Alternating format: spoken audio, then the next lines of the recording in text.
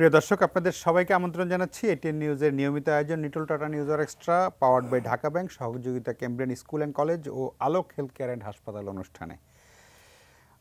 বর্তমানে বাংলাদেশের রাজনীতিতে যা চলছে, আমি যদি একদম আজকের আপডেটের কথা বলি, বাংলাদেশের ক্ষমতাসীন আওয়ামী লীগ তারা নির্বাচনের প্রস্তুতি নিচ্ছে এবং ইতিমধ্যে দলীয় মনোনয়ন ফর্ম বিক্রি ও জমা নেওয়া শেষ করেছে। আজকে ৩,৩৬২ জন আগ্রহী প্রার্থী মনোনয়ন ফর্ম কিনেছেন এবং জমা দিয়েছেন। গড়ে প্রতি আসনে 11 জনের বেশি প্রার্থী নির্বাচন করতে চান। আর বাংলাদেশের আরেকটি প্রধান রাজনৈতিক দল বিএনপি, তারা নির্বাচনে না যাওয়ার ঘোষণা দিয়ে এবং তারা তাদের যে আগের যে অবস্থান ছিল, বর্তমান সরকারের পদত্যাগের এক দফা দাবিতে তারা আন্দোলন করছে অনেকদিন ধরেই। সেই আন্দোলনটি ছিল 28শে অক্টোবর, এমন একটি মহাসমাবেশ ছিল। সেই মহাসমাবেশ সহিংসতার কারণে পণ্ড হয়ে যাওয়ার পর থেকে বিএনপি হরতাল বা অবরোধ এরকম কর্মসূচি দুদিন করে দিয়ে আন্দোলন জারি রেখেছে। যদিও তাদের অধিকাংশ কেন্দ্রীয় নেতা কারাগারে, আর বিএনপির সিনিয়র যুগ্ম মহাসচিব রুহুল কবির রিজভী আহমেদ উনি গোপন জায়গা থেকে ভার্চুয়ালি কর্মসূচি ঘোষণা করেই ক্ষান্ত। তারপরে আমরা দেখি অবরোধের আগের দিন রাস্তায় কয়েকটা যানবাহনে আগুন দেওয়া হয়, তারপরে অবরোধ যায়, যেটা এখন অবশ্য যাওয়ার পরে মোটামুটি জনজীবন স্বাভাবিকই চলে। তো শিক্ষা প্রতিষ্ঠান বন্ধ থাকে, পরীক্ষা শুক্রবার শনিবার হয় সেরকম। কিন্তু বিএনপির যে আন্দোলনে সরকার পদত্যাগ করে ফেলবে, তেমন আন্দোলনের স্রোত তারা ঠিক তৈরি করতে পারেনি। আমাদের আজকের অনুষ্ঠানের শিরোনাম আমরা করেছি বিএনপি কি করবে। মানে নির্বাচনের তফসিল ঘোষণা হয়ে গেছে ঠিক, কিন্তু এখনও কিন্তু নির্বাচন কমিশনাররাও বলছেন যে চাইলে নির্বাচনের তফসিল বদলানোও সম্ভব যদি রাজনৈতিক সমঝোতা হয় বা বিএনপি যদি নির্বাচনে আসতে রাজি হয়। কিন্তু বিএনপি নির্বাচনে আসবে নাকি এখন যেই স্টাইলে আন্দোলন চলছে সেই স্টাইলে আন্দোলন চালিয়ে যাবে, এই প্রশ্নের উত্তর খুঁজবো আমরা আজকে। আমাদের সাথে দুজন অতিথি আছেন বিএনপির সাবেক সংসদ সদস্য ব্যারিস্টার রুমিন ফারহানা এবং আছেন আওয়ামী লীগের সংসদ সদস্য নজরুল ইসলাম বাবু। আপনাদের দুজনকে স্বাগত জানাচ্ছি। আমরা আলোচনা শুরু করছি ব্যারিস্টার রুমিন ফারহানা আপনাকে দিয়ে। আমাদের আজকের শিরোনামটি আসলে প্রশ্ন, বিএনপি কি করবে, এটা দিয়ে শুরু করি, তারপরে আমরা আলোচনাটা এগিয়ে নেওয়ার চেষ্টা করব। আমি যদি পাল্টা প্রশ্ন করি, আওয়ামী লীগ এখন কি করবে ওনার কাছে জানতে চাই। আমি করতে পারি, তাই না? আওয়ামী লীগ কি আবার 14-র মতো একটা নির্বাচন করতে চাচ্ছে একতরফা, বিনা প্রতিদ্বন্দ্বিতা? আওয়ামী লীগ কি মনে করছে যে তারা বিএনপির দু একজন খুচরা নেতাকে নিয়ে একটি বিরোধী দল খেলার মতন খেলে মানুষকে সেভাবে কনভিন্স করতে পারবে যে তারা আসল বিরোধী দল? আওয়ামী লীগ কি মনে করছে তারা জাতীয় পার্টিকে প্রধান বিরোধী দলের আসনে বসাবে এবং সেজন্য আবার জাতীয় পার্টির সঙ্গেই তারা আলোচনায় বসছে এবং দেবর ভাবির মান অভিমান ভাঙানোর চেষ্টা বা দায়িত্ব সেটাও দেখছি সরকারকেই নিতে হচ্ছে? সুতরাং সরকার এখন কি করবে? সরকার কি মনে করছে আইন শৃঙ্খলা রক্ষাকারী বাহিনীকে দিয়েই তারা ভোটের সকল আয়োজন সম্পন্ন করে ফেলতে পারবে? এবং যেহেতু এই নির্বাচনে প্রধান বিরোধী দল বিএনপি, যেটা আপনার প্রশ্নের উত্তর যে বিএনপি কি করবে, বিএনপি নির্বাচন করবে না। এই সরকারের অধীনে বিএনপি নির্বাচনে যাবে না, এটা তারা বারংবার স্পষ্ট করেছে। কেন যাবে না সেই ব্যাখ্যাও তারা দিয়েছে। এবং দেখুন, যখন তফসিল ঘোষণা করা হচ্ছে তখন একটি দলের অফিসে আমরা আনন্দ উৎসব দেখতে পাচ্ছি, 3000-এর উপর মনোনয়নপত্র বিক্রি হয়েছে আমরা দেখতে পাচ্ছি, প্রায় কয়েক কোটি টাকা তাদের রাজস্ব যুক্ত হয়েছে দলে, সেটাও দেখতে পাচ্ছি। আমরা দেখতে পাচ্ছি নতুন নতুন মুখ, নায়ক নায়িকা, গায়ক গায়িকা, খেলোয়াড় সকলেই ভিড় জমাচ্ছেন। যদি একবার নৌকায় ওঠা যায় তাহলে তো বিজয় সুনিশ্চিত। সুতরাং সকলেই এখন এমপি হওয়ার স্বপ্নে মশগুল। ঠিক তখনই আমরা দেখতে পাচ্ছি আরেকটি প্রধান রাজনৈতিক দল, যে ব্যাপারে আপনারা প্রশ্ন তুলছেন যে বিএনপি এখন কি করবে, তার প্রধান কার্যালয়ে, কেন্দ্রীয় কার্যালয়ে ফটকে তালা, সেটাকে ক্রাইম জোন বলে পুলিশ ইয়েলো টেপ লাগায় রাখছে। বলেছে যে তাদের কাজ শেষ, এখন আপনারা তালা দিয়ে করতে পারি, আমরা তালা দিয়ে রেখেছি। যেহেতু আমাদের তাদের বক্তব্য এটা, নেতাকর্মী আচ্ছা কেউ নাই, আমাদের একজন যুব দলের নেতা গিয়েছিল, তাকেই গ্রেফতার করা হয়েছে। সেই ভিডিও নিশ্চয়ই আপনারা দেখেছেন, সেখানে থেকে তাকে পুলিশ তুলে নিয়ে গেছে। তো এই হলো কথা। তো এইরকম অবস্থায় আসলে কে যাবে আপনি আমাদেরকে বলেন? আমি যে কথাটা বলছিলাম যে তালা দেওয়া, এবং গুলশান অফিসে তালা না হলেও গুলশান অফিসেও চারপাশে সাদা পোশাকে এজেন্সি বা পুলিশের লোকজন ঘুরছে। তো এরকম একটা দমবন্ধকর অবস্থা, এবং সেই সাথে তো অবরোধের খবর আপনি দিলেন, এবং হরতাল অবরোধ পাল্টাপাল্টি এই কর্মসূচি চলছে। এবং নির্বাচন যত এগিয়ে আসবে বিরোধী দল বিএনপি সহ যারা এই আন্দোলনে যুক্ত আছেন তারা সকলেই ঘোষণা দিয়েছেন যে কর্মসূচি আরো কঠোর থেকে কঠোরতর কর্মসূচির দিকে যাবে। সেটা কি কর্মসূচি আসতে যাচ্ছে সেই ব্যাপারে আসলে এই মুহূর্তে আমি খুবই ক্ষুদ্র একজন কর্মী, আমার কাছে কোনো ইনফরমেশন নাই। তবে সেটা অবরোধ মানে আপনার ঘেরাও হতে পারে, সেটা আপনার বঙ্গভবন বা গণভবনের দিকে পদযাত্রা হতে পারে, সেটা কি হবে সেটা সময় বলবে। সেই ব্যাপারে এই মুহূর্তে আমার কাছে কোনো ইনফরমেশন নাই। কিন্তু খুব দুঃখজনক হচ্ছে যে একটি দল যখন উৎসব করছে এবং একটি দল যখন মনে করছে যে তারা রাষ্ট্রীয় বাহিনীগুলোকে দিয়ে যেন তেন প্রকারে একটি নির্বাচন করে ফেলতে পারবে 14 স্টাইলে, তখন আরেকটি দলের কার্যালয়ে তালা এবং মহাসচিব থেকে শুরু করে সিনিয়র নেতৃবৃন্দ যারা আছেন তারা সকলেই কারাগারে। আজকে আমি দেখছিলাম আতাউর রহমান ঢালি চাচাকে গ্রেফতার করা হয়েছে।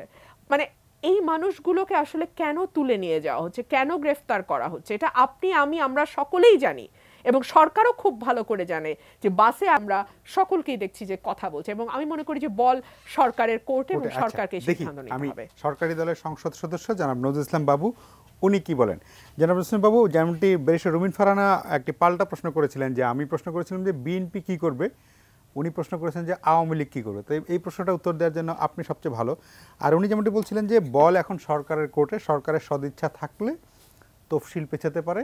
মানে ওনার কথাতেই ইঙ্গিত আছে এমন যে সরকারের সদিচ্ছা থাকলে বল কোর্টে চাইলে বিএনপি নির্বাচনে আসতেও পারে যদি তেমন পরিবেশ সৃষ্টি হয়।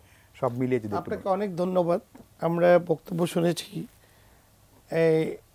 ব্যারিস্টার রুমিন যা বলেছেন যে আওয়ামী লীগ কী করছেন, আওয়ামী লীগ কী করছেন এটা জাতি দেখছেন, এবং আওয়ামী লীগ যা করছেন সেটা নিয়েই আপনি এতক্ষণ বক্তৃতা দিলেন। আওয়ামী লীগ সময় মতো নির্বাচন করতে চাচ্ছেন এবং জাতির প্রতি যে দায়িত্ববোধ একটা রাজনৈতিক দলের, সেই দায়িত্বটি যথাযথভাবে পালন করছেন। আওয়ামী লীগ করছেন এই জাতিকে সামনের দিকে এগিয়ে নেওয়ার লক্ষ্যে অক্লান্ত শ্রম এবং মেধা আজকে ব্যয় করে জননেত্রী শেখ হাসিনার নেতৃত্বে বাংলাদেশকে এগিয়ে নেওয়ার লক্ষ্যে কাজ করছেন। গণতন্ত্রকে প্রাতিষ্ঠানিক রূপ দেওয়ার যে পরিকল্পনা, তার ধারাবাহিকতা তিনি আজকে রক্ষা করছেন আজকের প্রধানমন্ত্রী। আওয়ামী লীগ কী করছেন আপনি চোখে দেখছেন না। আওয়ামী লীগ করছেন যারা এদেশকে আগুন দিয়ে পুড়ে ছারখার করতে চায়, যারা প্রতিদিন মানুষ মারতে চায়, যারা পুলিশ হত্যা করে, যারা রাষ্ট্রের সম্পদ ধ্বংস করে, যারা এদেশের মানুষকে কষ্ট দেয়, তাদেরকে এই দুষ্ট চক্রের হাত থেকে রক্ষা করতে চায়। আওয়ামী লীগ যা করছেন, আপনি বলছেন যে বিএনপি নেতাদের গ্রেপ্তার কেন, বিএনপি নেতাদের গ্রেপ্তার করছেন, বিএনপি আন্দোলন করছে, বিএনপি নেতাদের নির্দেশিত পথেই কিন্তু কর্মীরা কাজ করছে। সুতরাং এই দায়িত্ব বিএনপির সকল পর্যায়ের নেতাকর্মীর। যারা নির্দেশ প্রদান করেন তাদেরকে তো গ্রেপ্তার করতেই হবে। এই দেশটা তো পুরো ছারখার করার জন্য স্বাধীন সার্বভৌম রাষ্ট্র হিসেবে প্রতিষ্ঠিত হয়নি। একক কোনো সিদ্ধান্তে মানুষ পুরে হত্যা করবেন, সেই জন্য রাজনৈতিক দল প্রতিষ্ঠিত করবেন, সেই দলকে তো কোনো লাইসেন্স দেওয়া হয় নাই। আওয়ামী লীগ সেগুলোকে আজকে মোকাবেলা করছেন। আওয়ামী লীগ যারা দিবা স্বপ্নের মতো খালি ক্ষমতা দেখতে চায়, জনগণ যাদের সাথে নেই তারা যে ক্ষমতা থাকতে পারে না, তার উৎকৃষ্ট উদাহরণ এই বাংলাদেশে তৈরি করেছেন। উইথাউট ইলেকশন নোবডি ক্যান পাওয়ার। আপনারা কিভাবে আশা করছেন যে আপনারা ক্ষমতায় যাবেন?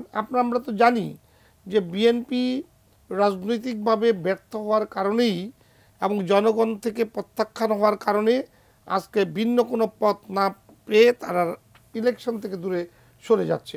তাই বলে কি গণতন্ত্র থেমে যাবে? নির্বাচন এই বাংলাদেশ থেকে উঠে যাবে? নিশ্চয়ই না। নির্বাচন যথাসময়ে হচ্ছে। নির্বাচন কমিশন তফসিল ঘোষণা করেছেন, সেই তফসিল অনুযায়ী যারা নির্বাচনে অংশগ্রহণ করবে, অনেক দলই তো আসছেন। আওয়ামী লীগ যেমন একটা বড় দল, বিএনপি রাজ্য শাসন করেছেন, বিএনপি একটা রাজনৈতিক দল হিসাবে বড় দল, কিন্তু জনগণের সমর্থন হারিয়েছেন ভুল সিদ্ধান্তের জন্য, বারবার ভুল সিদ্ধান্ত নিতে। আরেকটি কথা তিনি বলেছেন যে বিএনপিকে তো ভাঙতে পারে নাই। বিএনপি ভাঙ্গার আওয়ামী লীগের কী দরকার? আওয়ামী লীগ তো স্বনির্ভর, আওয়ামী লীগ নিজ পায়ে দাঁড়িয়ে আছে। আওয়ামী লীগ নিজেরাই তো আজকে আপনাদেরকে মোকাবেলা করে রাজ্য শাসন করছেন, গণতন্ত্র প্রতিষ্ঠিত করছেন, আমাদের আইনের শাসন প্রতিষ্ঠা করছেন এবং এই বাংলাদেশকে উন্নয়নের মাইল ফলক দিয়েছেন। সারা বিশ্বে আজকে আমাদের রাজনৈতিক নেতাদেরকে নিয়ে, বিশেষ করে বঙ্গবন্ধুর কন্যাকে নিয়ে আজকে সাফল্যের গান গাওয়া হয়।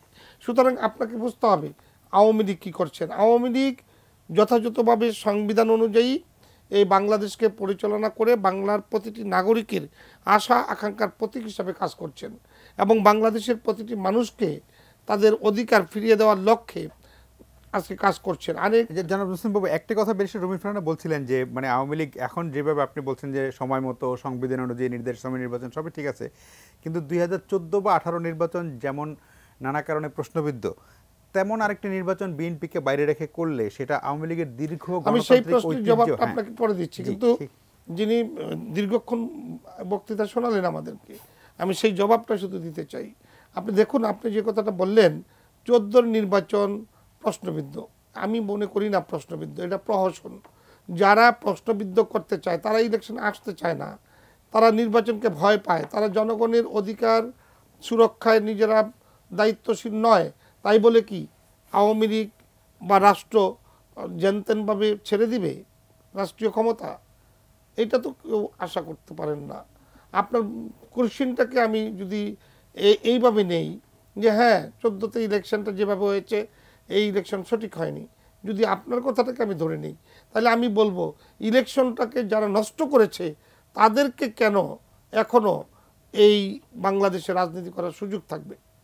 জনগণ কেন তাদেরকে প্রত্যাখ্যান করে? এটাই কিন্তু জবাব। এই কারণে যারা 14তে মানুষ পুড়িয়েছে, 14তে কেন্দ্র পুড়িয়ে দিয়েছে, কিন্তু 2018 নির্বাচনে তারা অংশ নিয়েছিল, সেটা তো তাদের অভিজ্ঞতা সুখকর নয়। ভেরি মাচ ক্লিয়ার আনসার এখানে। আপনি দেখেন যে 18তে ইলেকশন করেছেন কিন্তু তারা নমিনেশনই দিতে পারেননি। দলে একাধিক নমিনেশন দিয়ে লেজ গোবরে যার যেই দায়িত্ব সেই দায়িত্ব সঠিকভাবে পালন করতে পারে নাই। এই দায়িত্ব তো অন্য একটা রাজনৈতিক দল নেবেন না। রাজনীতি তো আমার জন্য যেরকম ওনার জন্য সেরকম। আমার কায়দায় আমি জয়লাভ করব জনগণকে ম্যানেজ করে, জনগণের ভোট নিয়ে জনগণকে সেই আস্থা অর্জন করতে হবে। সেটা আমরা পেরেছি, ওনারা পারেন নাই।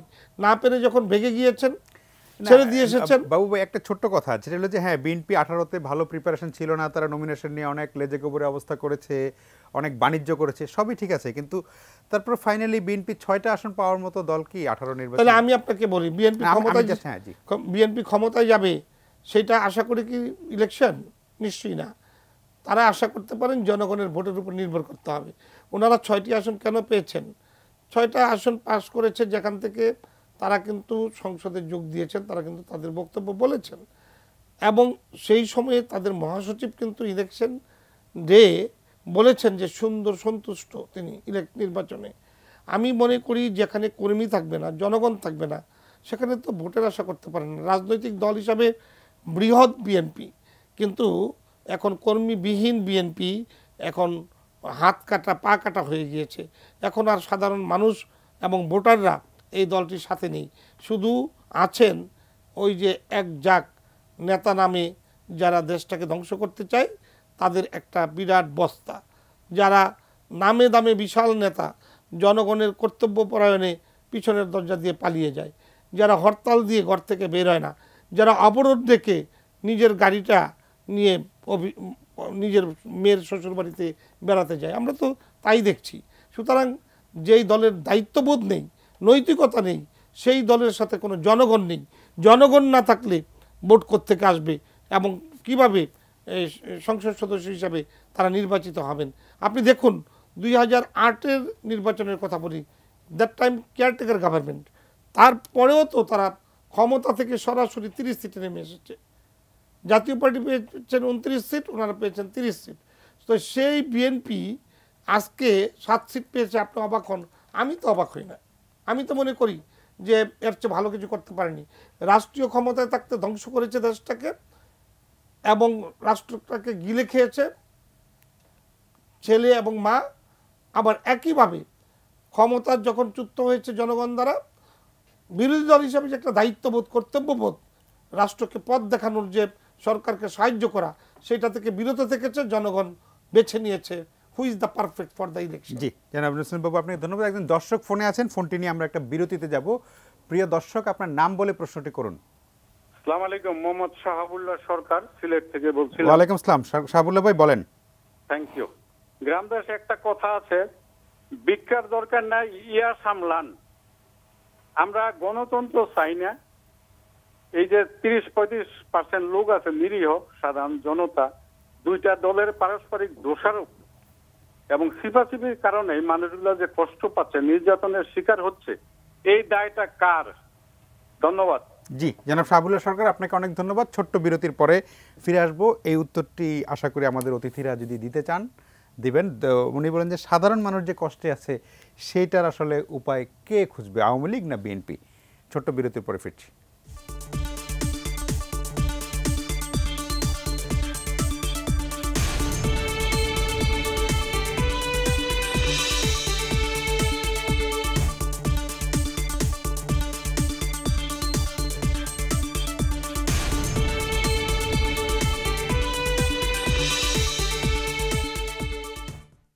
প্রিয় দর্শক, ফিরে এলাম আলোচনায়। কথা বলছিলাম বাংলাদেশের চলমান রাজনৈতিক পরিস্থিতি নিয়ে। বিরতির আগে একজন দর্শকের ফোন নিয়ে বিরতিতে গিয়েছিলাম, আরেকজন দর্শক আছেন ফোনে, ফোনটি নিয়ে আলোচনায় ঢুকছি। প্রিয় দর্শক, আপনার নাম বলে প্রশ্নটি করুন।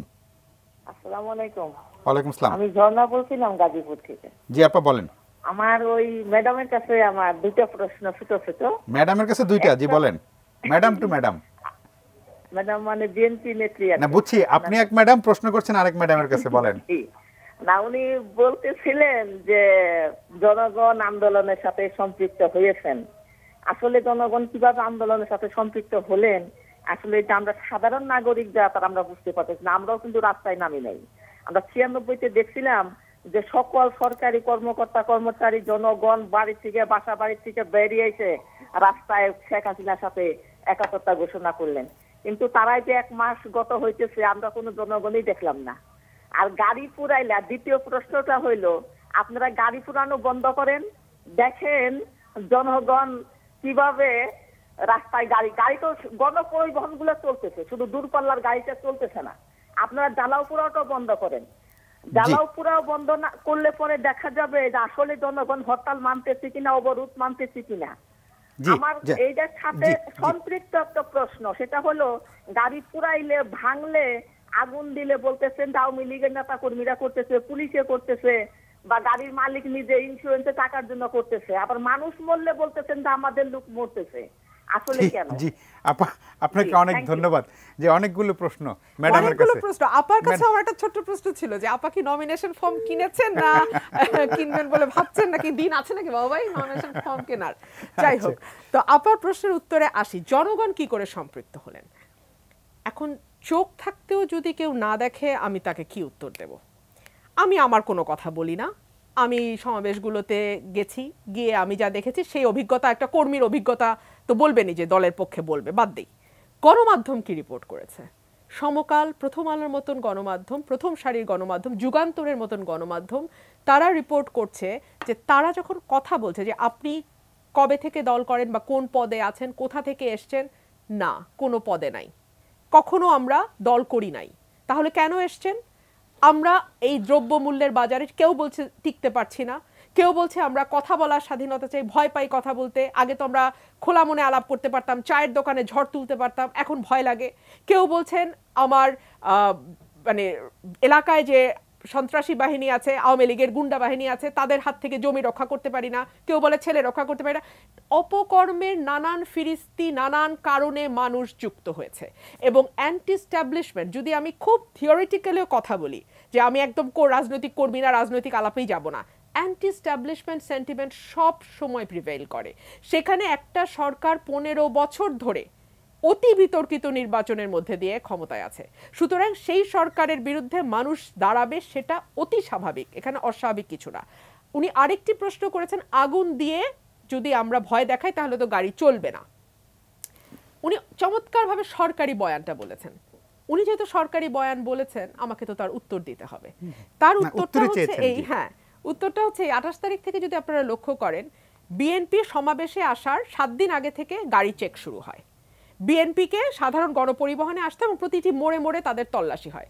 সুতরাং কোনো কিছু নিয়ে যে তারা সমাবেশ স্থলে যাবে সেই সুযোগ নাই, 1।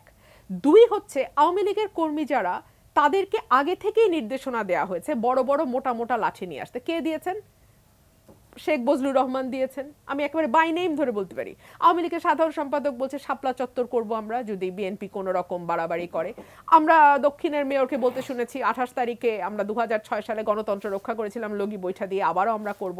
সুতরাং বিএনপি আওয়ামী লীগের উপরের তরফে যে উপরে সারি নেতারা আছেন তাদের এক ধরনের নির্দেশনা, পরোক্ষ নির্দেশনাই ছিল লাঠি লগি বৈঠা, মানে যা যা পারো তা নিয়ে তোমরা মাঠে থাকবা, এবং সেভাবেই তারা এসছে। বিআরটিসি বাসে করে জামাই আদরে তারা ঢাকা এসছে। এবং 28 তারিখে যেই ঘটনাটি ঘটলো, বাসে আগুন দেওয়া, মানে গাড়িতে আগুন দেওয়ার যে ঘটনা প্রথমে হলো, পুলিশের রিকুইজিশন দেওয়া গাড়ি, এবং যেই ড্রাইভার তাৎক্ষণিক দিলেন, পরবর্তীতে অনেক গল্প বানানো হয়েছে, ডিবিসি নিউজ আমরা দেখলাম নানান রকম ভিডিও টিডিও বের করছে। প্রথম যে ভিডিওটা আসলো আরটিভিতে এবং ইত্তেফাকে, সেখানে বলা হলো যে পুলিশের ভেস্ট পরা মানুষ গাড়িতে আগুন দিচ্ছে। রাজারবাগ পুলিশ হাসপাতালে আগুন জ্বললো। আমরা দেখলাম যেসব জায়গায় পুলিশের চেকপোস্ট আছে বা পুলিশের আপনার ওই আছে, সেই জায়গাগুলোতে আগুন লাগছে। প্রধান বিচারপতির বাসভবনে হামলার কথা। দেখুন, এই ঘটনার পরপরই কালবেলা নিউজ করলো এবং আজকের পত্রিকা নিউজ করলো যে বিএনপির কর্মীরা ধাওয়া খেয়ে, আওয়ামী লীগের ধাওয়া খেয়ে এবং পুলিশের ধাওয়া খেয়ে, বিশেষত প্রধান বিচারপতির ফটক দিয়ে তার বাড়িতে বাসভবনে ঢুকেছে। তখন তো বিএনপির নেতাকর্মীদের হাতে লাঠি সোটা বা ভাঙার জিনিসপত্র কিছুই ছিল না। কিন্তু এই যে একটা বয়ান তৈরি করা গেল যে বিএনপি ভাঙচুর করেছে, অগ্নি সন্ত্রাস করেছে, পুলিশ পিটিয়েছে। থামাচ্ছি আপনাকে, আপনি বলবেন। যেমন ধরেন একজন পুলিশকে পিটিয়ে মারা, পরে এটা আমরা অনেক ছবি দেখেছি, এবং ধরেন আমি যদি সত্যি কথা বলি যে যারা পিটিয়ে মারছে তাদের পরিচয় তো ছবি দেখলে তো চেনাই যাবে, সেটা কিন্তু বিএনপির লোক ছিল। আপনি মানে কিছু কিছু জিনিস তো ধরেন আপনি বয়ানের কথা বললেন, আমি জাস্ট তথ্যের কথা বললাম আর কি। পুলিশ পিটিয়ে মারাটা তো এটা মানে, এবং যেভাবে যে কায়দায় পিটিয়ে মারা হয়েছে, এটা আসলে নির্মমতার। আপনি আমাকে একটু বলেন তো, এই যে ভয়ঙ্কর ঘটনাটা অতি নিন্দনীয়, যেই করুক অতি নিন্দনীয়, বিএনপির কর্মীরা করেছে তার প্রমাণটা কি? এইটা আপনি ছবি দেখলে, ভিডিও দেখলে আপনি নিজে ভিডিও দেখেছি, আমি হয়তো চিনব না, আপনি ভালো করে চিনবেন। তালার উপর থেকে আমি ভিডিও দেখেছি, কিন্তু এই যে এরা 3 তালার উপর থেকে এক ভদ্রমহিলা বা পুরুষ ভিডিও করেছেন, সেই ভিডিও আমরা দেখেছি সবাই। সেটা দেখে এক চেহারা কারো বোঝা যায়নি, একজনের চেহারাও বোঝা যায়। আরো অনেক অনেক ভিডিও পরে তুই হলো এই যে বিএনপি করেছে, এটা তো সরকারি বয়ান, এবং এই বয়ানটা ঠিক যে জায়গাটা আপনি আমাকে থামালেন, এই বয়ানটা তৈরি করার তো কিছু সুবিধা আছে। আজকে আপনি বিএনপির মহাসচিবকে 1 মাসের কাছাকাছি কারাগারে রাখতে পারছেন, কেন পারছেন? এই বয়ানটার কারণে। আপনি আমির খসরু মাহমুদ চৌধুরী, মির্জা আব্বাস থেকে শুরু করে বিএনপির ভাইস চেয়ারম্যানদের, বিএনপির সাংগঠনিক সম্পাদকদের, বিএনপির সম্পাদক লেভেল কেন্দ্রীয় কমিটির নেতাদের আপনি জেলে ঢুকাচ্ছেন। 14,000 নেতাকর্মীকে জেলে ভরতে পারছেন এই অল্প কয়েকদিনে। কেন? বিকজ অফ দিস বয়ান। এই বয়ানটা আপনাকে সেই ক্ষেত্র তৈরি করে দিয়েছে। বয়ানটা কি পুরোটাই মিথ্যে? মানে একদম কি যে মানে বয়ানটা সর্বৈব মিথ্যা। কেন মিথ্যা? কারণ শুরু থেকেই আপনি যদি মানে এটাকে কি বলে, সার্কামস্ট্যান্সিয়াল এভিডেন্স, আপনি যদি সরাসরি কোনো এভিডেন্স নাই, কিন্তু আপনি যদি একটার পর একটা মানে এভিডেন্স সাজান, আপনি দেখবেন যে ঘটনা একটা দিকে ইন্ডিকেট করে। এই পুরো বয়ানের একমাত্র বেনিফিশিয়ারি আওয়ামী লীগ। তারা এই বয়ানটি দিয়ে বিএনপিকে লিটারেলি ঘরে ঢোকাতে পেরেছে। তাদের ভাষায় গর্তে লুকিয়েছে বিএনপি, তাদের ভাষায় বিএনপি গর্তে লুকিয়েছে। আজকে তারা বলে রুহুল কবির রিজভী ভাই তিনি অজ্ঞাত স্থান থেকে ভিডিও বার্তার মাধ্যমে তিনি আমাদের কর্মসূচি ঘোষণা করেন। এটা কত বড় লজ্জার ব্যাপার, তারা বলেন এই কথা। এইটা যে আওয়ামী লীগের জন্য কত বড় লজ্জার, যে তারা প্রধান বিরোধী দলকে ঠেলতে ঠেলতে এমন জায়গায় নিয়ে গেছে যে তারা এখন লুকানো অজ্ঞাত স্থান থেকে ভিডিও বার্তার মাধ্যমে তাদের কর্মসূচি দিতে হয়। এই লজ্জাটা কি আওয়ামী লীগের গায়ে লাগে না? যেই দলটি এত বছর, 75 বছরের পুরনো দল, যারা দাবি করে গণতন্ত্রের সংগ্রামে তারা সর্বদাই অগ্রণী ভূমিকা পালন করেছে, যদিও তাদের হাতেই বারবার গণতন্ত্র ধ্বংস হয়েছে, একদল কায়েম করা থেকে শুরু করে সবকিছু তাদের আমলেই হয়েছে, 14-18 নির্বাচনও তাদেরই করা, কিন্তু তারপরেও তো তারাই দাবিটা করে। এবং একটা সময় বাংলাদেশের জন্মের আগে, পাকিস্তানের পিরিয়ডের কথা বলছি, সেই সময় সত্যিকার অর্থেই তো দলটার সংগ্রাম করেই টিকে ছিল এবং সংগ্রাম করেই তার অবস্থান সে তৈরি করেছে। তো সেই দলটার কি এখন লজ্জা হয় না যে কি অবস্থা? 14-18 কালিমার সঙ্গে সঙ্গে এই যে বিশ্বজুড়ে তাদের ব্যাপারে মানবাধিকার লঙ্ঘনের অভিযোগ, তাদের ব্যাপারে বাক স্বাধীনতা নষ্ট করার অভিযোগ, তাদের উপরে মানবাধিকার লঙ্ঘনের অভিযোগ এবং বিরোধী দল মতকে নির্বিশেষে নিশ্চিহ্ন করার অভিযোগ, এই ব্যাপারগুলো কি তাদের গায়ে লাগে না? আসবো আপনার কাছে আবার। একজন দর্শক আছেন ফোনটি নিয়ে, আমি নজরুল ইসলাম বাবুর কাছে যাব। প্রিয় দর্শক, আপনার নাম বলে প্রশ্নটি করুন। হ্যালো। হ্যালো, আমার নাম মোহাম্মদ জাহান আলম। জি প্লিজ বলেন। আমার প্রশ্নটা হচ্ছে নজরুল ইসলাম বাবুর কাছে। জি জি বলুন। হ্যাঁ, আমার প্রশ্নটা হচ্ছে 14-18 সালের মতো কি আর একটা নির্বাচন হতে যাচ্ছে? এক। দুই জি আওয়ামী লীগ সরকারের ইস্তাহারে ছিল ঘরে ঘরে চাকরি দেবে, এখন দেখতেছি ঘরে ঘরে মামলা দিচ্ছে। এটা কি করে হয়?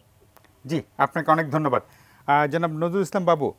দুইজন দর্শকের প্রশ্নের ব্যাপারে আপনার কাছে উত্তর চাইব। শাহাবুল্লাহ সরকার বলেছিলেন যে অবস্থা এমন যে গণতন্ত্র চাই না, সাধারণ জনগণ যে কষ্টে আছে সেই কষ্টটা আসলে কে উপশম করবে, বিএনপি না আওয়ামী লীগ? আমি একটু মিলিয়ে দিচ্ছি। জানে আলম যে প্রশ্নটি করলেন সেটা আপনি যদি উত্তর দেন। আর রুমিন ফারহানা 28শে অক্টোবরের যে বয়ানের কথা বললেন উনি, সেই বয়ানটার ব্যাপারে বলছেন যে আপনারা পুরো বয়ানটা তৈরি করে তাদেরকে গর্তে ঢুকিয়ে দিয়েছেন। শুধু একটা কথা যোগ করি, ভোলায় ছাত্রলীগ কর্মীর বাড়িতে বোমা বানাতে গিয়ে কারিগর নিহত হয়েছেন। আজকে প্রথম আলোতে আপনারা দেখেছেন নিশ্চয়ই। জি জনাব নজরুল ইসলাম বাবু। দেখুন যে জজমিয়া নাটক কিন্তু ওনারা ঘটিয়েছেন, সেটা আপনারা জানেন। তো এই নাটক এবং এই নাট্য অভিনয়ে রাজনীতিতে ওনারাই টেনে এনেছেন, যার কারণে ওনারা এগুলি বলেন। আপনি বলুন যে ওই দিন পুলিশ হত্যার ঘটনা কে না জানে যে বিএনপির এই কর্মসূচির একটি হত্যাকাণ্ড? কে না জানেন বলেন? এবং ওনারাই তো বলেন যে পুলিশকে বাড়ি থেকে ধরে এনে তাদের আত্মীয় স্বজন বাড়িতে আছেন, এই হুমকি তো তারাই দিয়েছেন। এবং পুলিশ হত্যা করে মানুষকে এই বাড়ির বাইরে কিন্তু আনতে পারবে না। ওনারা কিন্তু এই ভয়গুলি দেখিয়ে আন্দোলনে মানুষ আনার কথা, জনগণের সম্পৃক্ততার কথা ভেবেছেন। আমি জনগণ বাদ দিতে চাই, জনগণের কথা আমি এখানে আনতে চাই না। আমি শুধু বিএনপিকে বলতে চাই, আপনাদের দলীয় নেতাকর্মীদেরকেই তো আপনারা কোনোদিন মাঠে আনতে পারেন নাই। আপনারা কয়েকটা সমাবেশ করেছেন, সরকার সুযোগ দিয়েছে, সমাবেশে দলের নেতাকর্মী যদি আসেন তাহলে এই 16 কোটি 17 কোটি মানুষের মধ্যে বিএনপির যে এই কর্মী, নিশ্চয়ই সেই কর্মী ঢাকা শহরে জায়গা নেওয়ার কথা না। এই তো আপনাদের কর্মীদের সমাবেশ। আর আপনি আপনাদের কর্মীদের সমাবেশ দেখছেন, পাশাপাশি শান্তি সমাবেশ আওয়ামী লীগ প্রতিনিয়ত করছে, সেইটা আপনি চোখে দেখেন না? সেটা আপনার কাছে, আপনি নির্লজ্জর মতো বয়ান দিলেন, একটু আওয়ামী লীগের দিকে তাকালেন না? যে যেদিনই আপনাদের কর্মসূচি পাশাপাশি আরেকটা কর্মসূচি এই সরকারি দলের, সেখানে কি লোকজন ছিল না? সেখানে কি লোক আসেনি? তা আমরা ছোট্ট একটা কর্মসূচি দেই, আমাদের বাইতুল মোকাররম ভরে যায়, আপনারা পল্টনের একটা রাস্তা মহাসমাবেশ করে ভরতে পারেন না। আপনারা কম্পেয়ার করতে চান জনগণ কোন দিকে? আর জনগণ যদি আমাদের দিকে নাই থাকে তাহলে রাষ্ট্র থেকে আপনার টেনে এসে আমাদেরকে নামিয়ে ফেলুন। তা তো পারছেন না। আপনার দলের যারা মুখপাত্র তারাই তো পালিয়ে বেড়াচ্ছেন, সাজাপ্রাপ্ত আসামি হয়ে আছেন। আপনি সেই কথাগুলি একটু ভাবেন না? কেন মামলা খেয়েছিলেন, কেন তাদের সাজা হয়েছে? তাদের চরিত্র হনন তো কেউ করেননি, ওনারা নিজেরাই তো আজকে উচ্চ আদালতে সাজাপ্রাপ্ত আসামি। আপনারা তো মামলায় লড়েছেন। সুতরাং আমি ওই যে জানে আলম সাহেবকেও বলতে চাই, কেন মামলা হয় এটা যদি আপনি সজ্ঞানে চিন্তা করেন তাহলে আপনি জানতে পারবেন যে এরকম মামলা আমার বিরুদ্ধে 180টা ছিল। আমি ডান্ডাপুরি পরিহিত অবস্থায় ওই ছাত্রলীগ থেকে সাধারণ সম্পাদক হয়েছিলাম। আমি জেলখানা থেকে বেরিয়ে ওই গেটে আসতে পারি না, এরকম 19 বার আমাকে গ্রেপ্তার করা হয়েছিল। কিন্তু সেই দিন আমার বিরুদ্ধে কিন্তু একটা জিডিও ছিল না বাংলাদেশে। এই রাজনীতির ইতিকথা, ইতিহাস যদি ব্যাখ্যা শুনতে চান তাহলে একটু সময় নিয়ে প্রশ্ন করবেন, আমি আপনাকে আনসার দেব। আমি আরেকটা কথা বলে আপনাকে বলে শেষ করতে চাই, সেটা হলো একটু ভেবে দেখুন বাংলাদেশের রাজনীতিটাকে তারেক রহমান কোথায় নিয়ে গিয়েছেন। সেই তারেক রহমানের নেতৃত্বে বিএনপি যদি এইভাবে চলে তাহলে শুধু পুলিশ খুন নয়, আপনি বাসায় খুন হয়ে যেতে পারেন এই দলের হাতেই। কারণ ওনারা লাশের রাজনীতি চায়, ওনারা মানুষ হত্যার রাজনীতি চায়, ওনারা লাশ ফেলে আন্দোলন জমাতে চায়। এগুলো কিন্তু আমরা দেখেছি ওনাদের বক্তব্য। এই যে বাসা থেকে বের হয়ে আসেন না নেতারা, তারেক রহমান কী বিবৃতি দিয়েছেন, কি বলেছেন, কর্মীদেরকে কি বলে বাইরে আনতে চেষ্টা করেছেন, এগুলো কিন্তু সবই আপনারা জানেন। সুতরাং এইটার কোনো ব্যাখ্যার দরকার নেই, একটু ভাবনার দরকার। আপনারা একটু ভেবে দেখুন যে আসলে বাস্তবতাটা কোথায়। আমি বলবো না আরেকটি বিষয়, বারবারই বলেন যে আওয়ামী লীগ মামলা দিচ্ছে, হামলা করছে। আওয়ামী লীগ কোথাও তো মামলা দিচ্ছে না। যেখানে ঘটনা ঘটছে সেখানে তো কেউ না কেউ ঘটনা ঘটাচ্ছে, যারা ঘটাচ্ছে তাদের বিরুদ্ধে মামলা হচ্ছে। আর এই কয়েকটা মামলা দেখেই আপনারা হতাশ, হাজার হাজার মামলা এবং জেলখানা ভরে রাস্তায় মানুষ রাখার জায়গা ছিল না। এই ঘটনাও কিন্তু বিএনপি ঘটিয়েছিলেন। বাংলাদেশের মানুষ আমাদেরকে উদ্ধার করেছিল। বাংলার জনগণ তখন শেখ হাসিনার ডাকে রাস্তায় নেমে এসেছিলেন। বিচারপতি থেকে সচিব, সচিব থেকে পিউন পর্যন্ত সেদিন কিন্তু আন্দোলনে শরিক হয়েছেন। আপনাদের সাথে কিন্তু কেউ নেই।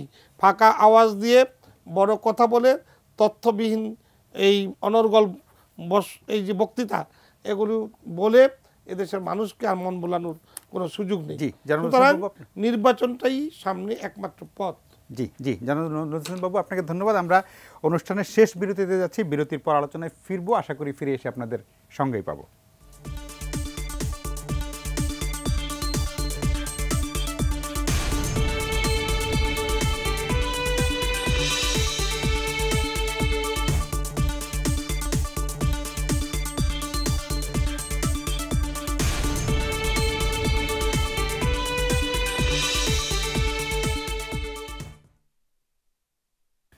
প্রিয় দর্শক, ফিরে এলাম আলোচনায়। অনুষ্ঠানের শেষ প্রান্তে দুজনের কাছ থেকে অল্প অল্প করে শুনবো। যেমন ব্যারিস্টার রুমিন ফারহানা, আপনাদের এখন যে আন্দোলনটা চলছে এটা কিন্তু রুটিন আমাদের মুখস্থ হয়ে গেছে। রোববার সোমবার হরতাল বা অবরোধ, মঙ্গলবার বিরতি, বুধবার বৃহস্পতিবার হরতাল বা অবরোধ, শুক্র শনি বিরতি। এই রুটিনে কয়দিন চলবে? এটাই আমি আপনার এই প্রশ্নে আসছিলাম যে রুটিনটা যে ঠিক এভাবেই চলবে এটা আপনারা ধরে নেবেন না। আমি সেটাই, নির্বাচন যত মানে আপনারা গিয়ার চেঞ্জ করবেন কিনা বা পিছিয়ে আসবেন কিনা জানি না। এটা সবই নির্ভর করছে পরিস্থিতি কোন দিকে যায় তার উপরে। সরকার যদি চেষ্টা করে একতরফাভাবে একটি নির্বাচন করে ফেলার, সরকার যদি মনে করে 14 সালের রিপিটেশন তারা আবার করবে, ডেফিনেটলি আমরা আমাদের সর্বশক্তি দিয়ে সেটা বন্ধ করবার চেষ্টা করব। কারণ আমাদের হারানোর আসলে আর কিছু নাই। দেয়ালে পিঠ থেকে যাওয়ার যে অবস্থা, আমাদেরও সেই অবস্থা। আমাদের দেশনেত্রী বেগম খালেদা জিয়ার একটা উন্নত চিকিৎসা আমরা দিতে পারিনি, সরকার তাকে বিদেশে যেতে দেয়নি, অ্যাক্টিং চেয়ারম্যান দেশে আসতে পারছেন না, মহাসচিব থেকে শুরু করে সকলেই স্ট্যান্ডিং কমিটির মেম্বার মোটামুটি অ্যাক্টিভ যারা জেলে। সুতরাং এরকম একটা অবস্থায় আমাদের পিছনে যাবার আসলে আর কোনো সুযোগ নাই। সুতরাং হরতাল অবরোধের পর এর চেয়ে নরম কোনো কর্মসূচি আসবে এটা চিন্তা করবার কোনো কারণ নাই।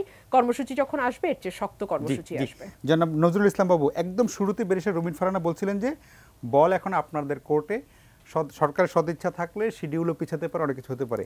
তেমন কোনো সম্ভাবনা কি কোথাও আছে? বা দেখেন, কারো পাপ মুক্ত করার জন্য বল সরকারের কোঠায় না। ওনারা পাপ করবেন, ওনারা অন্যায় করবেন, ওনারা জ্বালাও পোড়াও করবেন, মানুষ খুন করবেন, সরকার মেনে নিয়ে ওনাদের সাথে বৈঠক করে ওনাদেরকে সুযোগ করে দিবেন, লাল কার্পেট বিছিয়ে তার উপর দিয়ে ক্ষমতায় যাবে। এত দয়াবান সরকার আবার বাংলাদেশে এখন আর নাই। অনেক দয়া দেখানো হয়েছে। এখন জনগণের কল্যাণমুখী রাষ্ট্র গঠনে সহায়ক শক্তি হিসাবে আওয়ামী লীগ কাজ করে যাবে। নির্বাচনের দুজনকে অনেক ধন্যবাদ। প্রিয় দর্শক, আপনারাও ভালো থাকবেন।